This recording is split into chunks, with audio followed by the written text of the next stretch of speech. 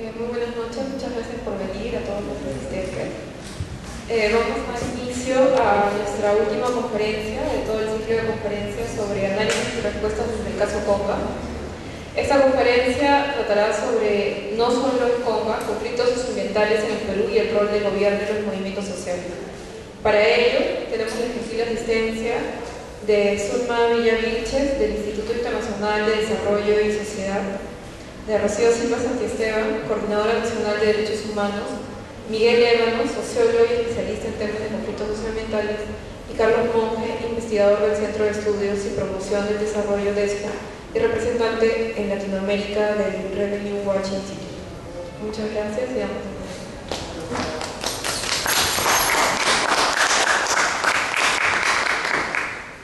Muchas gracias. Entiendo que tenemos ahora poco tiempo, creo que 15 minutos. Entonces voy a tratar de poder plantear el asunto de la problemática de Conga y cómo esto es un precedente para otros casos que estamos pasando a nivel de país respecto a los megaproyectos, estos denominados proyectos de desarrollo que no son otra cosa que una política económica de parte del Estado que está más apegada a todo lo que tiene que ver con proyectos extractivos, ¿no? O estos proyectos de infraestructura, que son estas construcciones de carretera o las hidroeléctricas. Desde el Instituto Internacional de Derecho y Sociedad, al cual yo pertenezco, soy abogada, nosotros tenemos un trabajo de bastantes años en lo que es materia indígena. Ese es nuestro expertise, digamos. Y la lectura del caso de Conga ha sido en ese marco. Y nuestra opinión esta noche es una opinión de puro y duro derecho, como siempre decimos nosotros, en las clases de la universidad. Es decir, nosotros no hacemos una defensa ideológica respecto a un megaproyecto, sino que es un análisis jurídico de la cual nosotros hemos venido trabajando y lo estamos haciendo, asumiendo el caso del megaproyecto Conga a nivel internacional. Cuando nosotros asumimos el caso del megaproyecto Conga fue a pedido de un colectivo que muchos pueden señalar como un colectivo que no es sujeto colectivo de derechos. ¿A qué me refiero? A las rondas campesinas.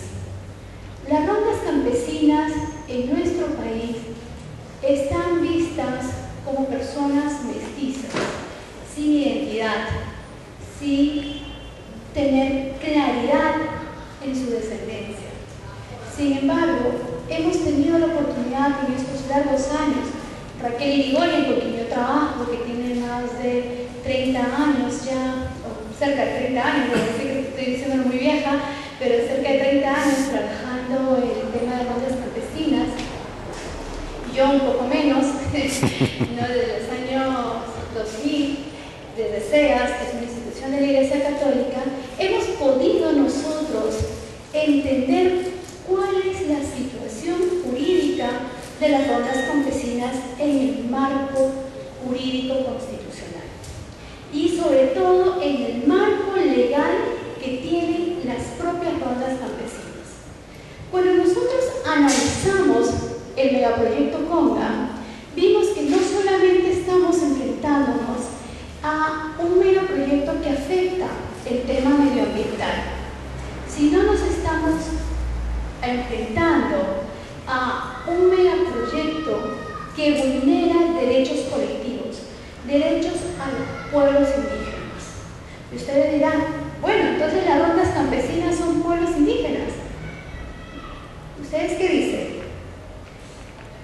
¿Son o no son? Es complicado responder, incluso para los propios ronderos, porque tenemos toda esa herencia colonial, ¿no?, en nuestro país, de haber tratado a los indios en un sentido peyorativo, y hay ese rechazo a la propia identidad, ¿no? Incluso empieza a chorear al otro, ¿no? Entonces hay todo este sentido incluso de los propios indígenas o de aquellos que reivindican su identidad en otros términos. Pero ¿qué dice el derecho internacional para aplicarle el convenio, por ejemplo, 169, en el cual se señala el derecho de los pueblos indígenas? El artículo 1, ustedes van a tener la oportunidad de revisar, les invito a leer el convenio 169, nos habla de dos criterios para saber si nosotros nos estamos relacionando con sujetos colectivos que tienen un derecho especial, un derecho particular. Uno de los criterios que nosotros llamamos está enmarcado en una situación histórica, es decir, este colectivo tiene que descender de poblaciones anteriores al Estado peruano. Entonces la pregunta a este colectivo con quien se trabaja o con quien uno está haciendo el análisis tendría que ser, no es que si es indígena, sino es que si es o no descendiente de poblaciones indígenas. ¿Y qué creen ustedes que respondieron en Cajamarca? Orgullosamente dijeron que sí, que descendían de los caxamalcas, y otros decían nosotros de los chachapuyas. Y así uno va encontrando en el país este tipo de respuestas no tan inmediatas como muchas veces los funcionarios del Estado buscan para analizar los conflictos que estamos presentándonos ahora en la realidad peruana. Ahora, la otra pregunta, el otro criterio es la situación actual, es decir, si conserva todo o en parte alguna de sus instituciones. Y en Cajamarca están muy orgullosos las rondas campesinas de qué. Ustedes que han venido, seguro los demás viernes han estado escuchando a los colectivos.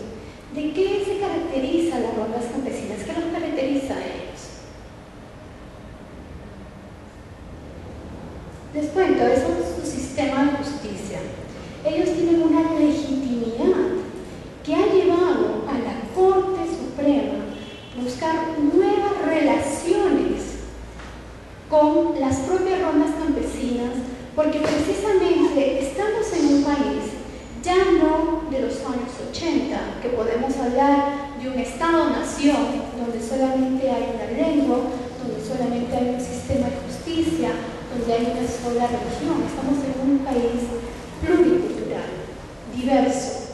Y en esa medida es que las políticas de Estado tienen que estar relacionándose a esta realidad social que tenemos.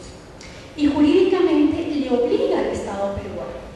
¿Por qué? Porque el Estado peruano no ha suscrito el convenio 169 de los pueblos indígenas y está obligado a cumplir con este marco normativo internacional.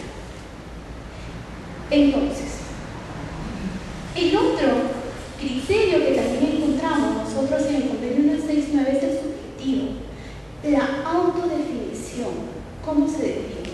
Y ustedes van a encontrar que no necesariamente pueden llamarse que son indígenas, pero si ustedes van a escuchar que son aymaras, ¿no? Que son aguapú, que son ayánicas.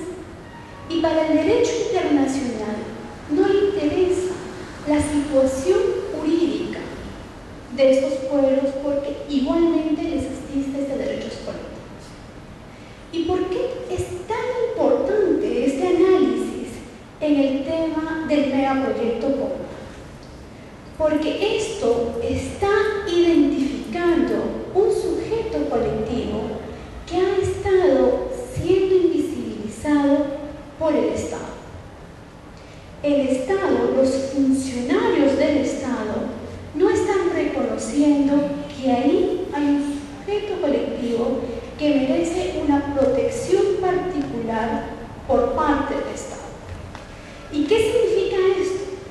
Que el Estado, cuando otorgó la concesión de ese megaproyecto debió consultar a este pueblo, a este sujeto colectivo, a estas rondas campesinas que van a ser afectadas. Segundo, porque también al tratarse de un megaproyecto, ahora que veíamos nosotros los videos, ¿verdad? Veíamos de que ya los peces ya no eran los peces que pescaban antes eran unos peces mucho más grandes. Veíamos también de que hay problemas en la agricultura. Entonces están teniendo impactos en lo que es en la seguridad alimentaria. Entonces va a crear un impacto significativo en la subsistencia de estos pueblos. Y en esa medida, no solamente el Estado debió consultar, sino debió tener el consentimiento de esos pueblos. Entonces, acá la discusión es, ¿tú hizo la consulta? No. ¿Tiene consentimiento de los pueblos? No. Entonces, no podemos, como país, y sobre todo como funcionarios del Estado, seguir actuando con políticas de Estado que lo que buscan es despojar de sus territorios a muchas comunidades, como la sucedía en la comunidad Negritos, la comunidad campesina Negritos. Esta comunidad campesina Negritos, que es muy probable que ustedes puedan encontrar algún video de esta comunidad en YouTube, es una comunidad que le expropiaron 600 y pico hectáreas de sus terrenos. Y el justiprecio, es decir, el pago de sus tierras, su indemnización, fue por la suma de 69.000, si no me equivoco, soles.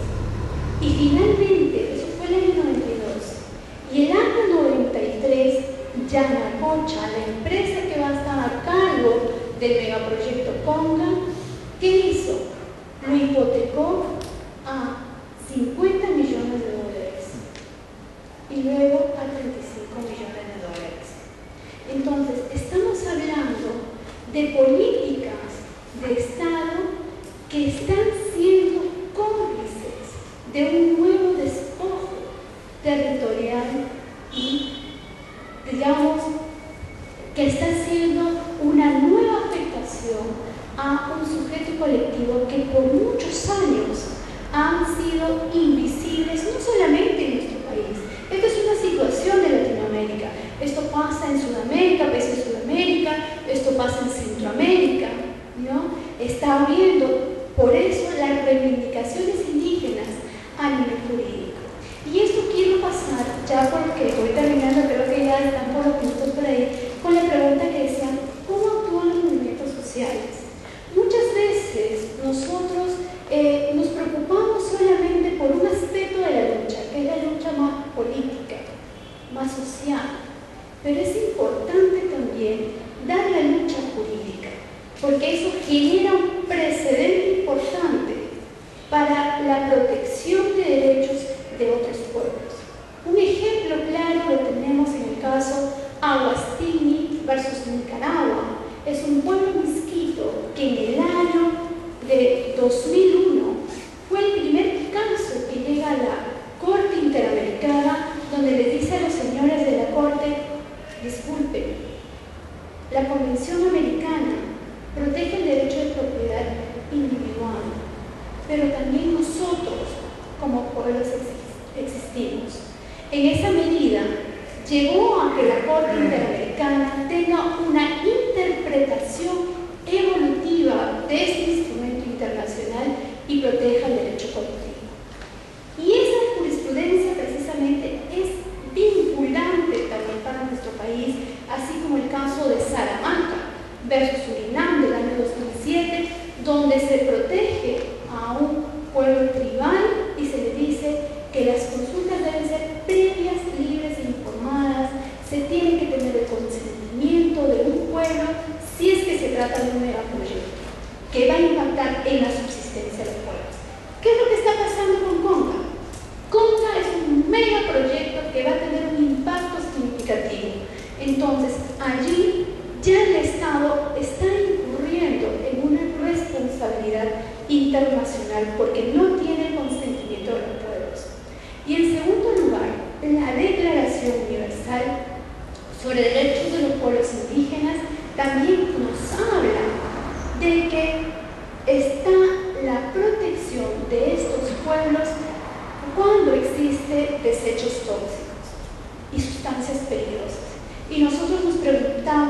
¿Qué pasa con los relaves mineros?